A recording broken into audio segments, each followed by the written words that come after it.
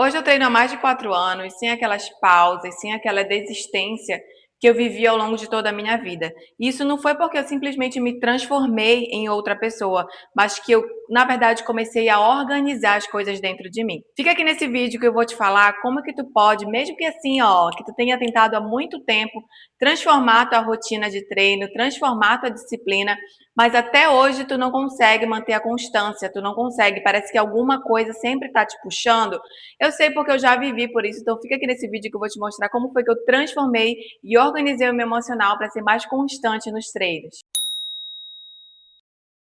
Eu realmente acreditava que eu não ia conseguir nunca ser constante nos treinos. Eu realmente não suportava academia, não suportava essa ideia. Eu achava que isso não combinava muito comigo.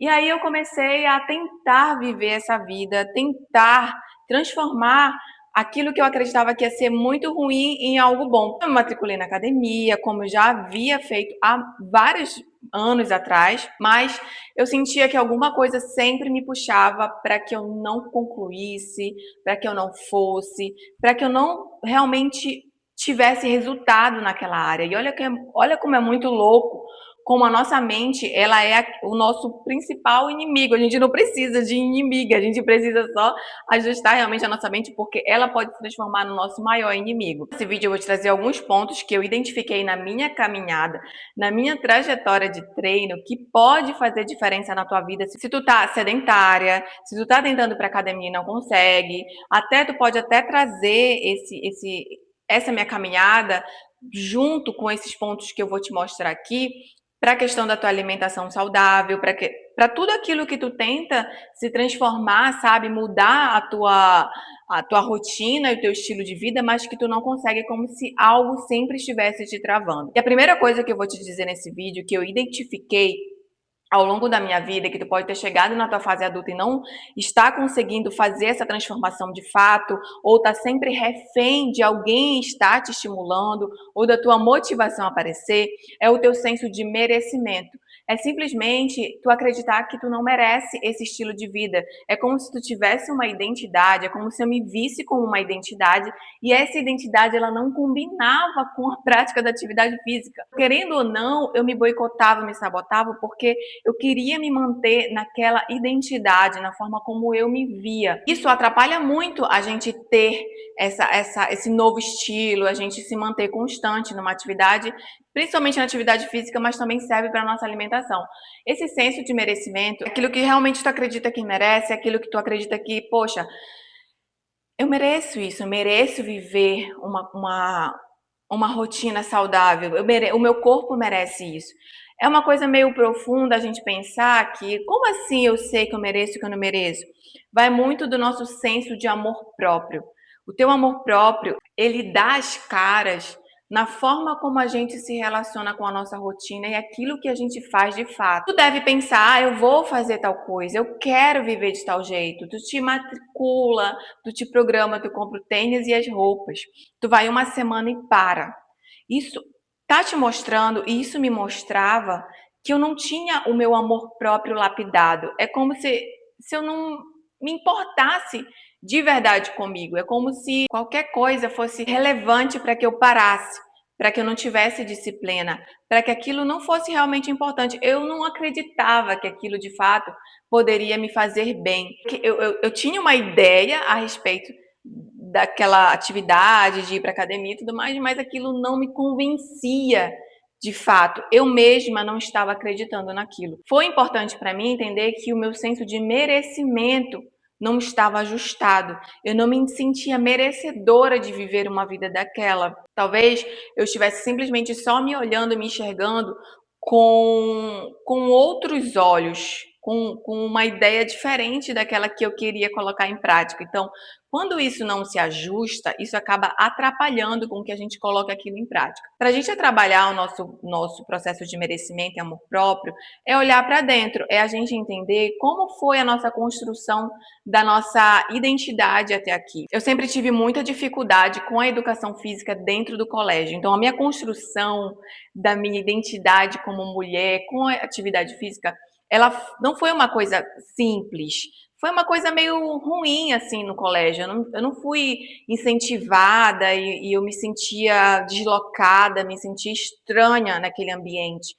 Parecia que aquilo não combinava comigo. Então eu fui criando uma imagem e uma percepção e identidade que não combinava. É como se a Bianca ela não combinasse com a atividade física, como se aquilo não se encaixasse em quem eu era. As coisas que eu alimentava, a identidade que eu alimentava, era de uma menina mais contida, mais nerd, sabe? Gostava de leitura, gostava de dançar. Então, desde cedo a minha mãe me colocou em aula de dança. Então, eu era muito para essa área mais artística, assim, de dança. Eu gostava de pintura, eu gostava de, sabe, essa parte do teatro, essas coisas mais assim. E parecia que aquela identidade que eu formava excluía completamente a atividade física. Sendo que ao longo do tempo, óbvio, a gente chega aqui, a gente percebe que a gente precisa da atividade física, a gente precisa cuidar do nosso corpo, porque isso também vai mexer com a nossa autoestima, isso também vai te trazer amor próprio. Tu tem dificuldade, assim como eu tinha, a gente precisa mudar a percepção de como nós criamos a nossa identidade. Se foi muito difícil para ti ao longo da vida, ter essa constância na atividade física, por quê? Começa a se perguntar por que que essa dificuldade se apresenta. Será que ela está aí há muito tempo? Será que foi uma construção na infância, com os professores, com os amigos, com os colegas que não, sabe, de repente um bullying que te sacaneavam, sabe? Eu sempre fui muito ruim de esporte, aquelas meninas jogando handebol, e aí eu pensava, gente, sabe, eu não tinha muita coordenação para pegar uma bola e jogar, sei lá, eu me achava estranha no esporte e, consequentemente, fui trazendo isso para atividade física. Tentava me matriculava e eu ia uma semana. E eu ia por conta de outros motivos que não eram, de fato, fazer atividade física, sabe? Tipo, bater papo, conversar, esparecer, mas não, de fato, promover atividade física. Então, o primeiro ponto, eu identifiquei essa minha questão do meu merecimento e como que a minha identidade como que eu via quem eu era com quem eu poderia ser, ou eu meio que bloqueava essa ideia na minha cabeça. Então, procura se existe esse bloqueio em ti. Outro ponto muito importante é a tua crença limitante em relação a treino. O que que tu acredita sobre o treino? A gente pratica aquilo que a gente acredita. Se tu não acredita que aquilo de fato é importante, que aquilo de fato vai te ajudar, sabe? Então é importante a gente desenvolver um conhecimento naquilo que a gente quer praticar. Eu era uma completa alheia sobre atividade física, então como eu não gostava e não me identificava, eu não estudava sobre isso. Mas a gente percebe ao longo do tempo o quanto que a atividade física ela ajuda a gente, o nosso bem-estar, ela equilibra o nosso emocional, ela equilibra nossos hormônios do bem-estar. Então quando eu comecei a aprender sobre isso, eu não vou para academia simplesmente por questão superficial, eu vou porque eu entendo de fato o que que aquela atividade vai transformar e impactar no meu corpo, na minha vida como um todo. Em dificuldade, começa a estudar sobre isso. Começa a estudar um pouco sobre alimentação, sobre treino, o que cada exercício ali na musculação te ajuda, o que que tu precisa desenvolver, sabe? É importante a gente desenvolver esse conhecimento. Como eu era alheia a esse conhecimento e bloqueava isso na minha vida, eu não estudava, eu não queria saber, eu meio que me afastava. Então, tudo isso gera uma crença em relação àquele hábito, entende? Tu começa a criar uns certos bloqueios. Eu lembro que eu achava assim na minha cabeça que ou eu era uma menina que criava uma identidade mais estudiosa, mais de leitura, sabe? Aquela coisa mais nerd, ou eu praticava atividade física. É como se as pessoas que praticassem atividade física eram pessoas que eram burras. Olha que doidice que eu tinha na minha cabeça, gente, da onde que eu tirei isso? Eu construí essa ideia. A pessoa que cuidava e cultuava muito o corpo era uma pessoa que negligenciava a mente e a inteligência. Então isso era um bloqueio, era uma explosão mental, assim, que eu acabava dificultando. Era isso que eu acreditava sobre atividade física. Então eu tentava, e querendo ou não, eu de alguma forma bloqueava isso na minha vida. O que tu acredita a respeito do treino, ou da atividade física, ou sobre uma alimentação saudável, que tá te bloqueando? Às vezes tu acha que uma pessoa que tem atividade saudável é uma pessoa mais, como é que fala?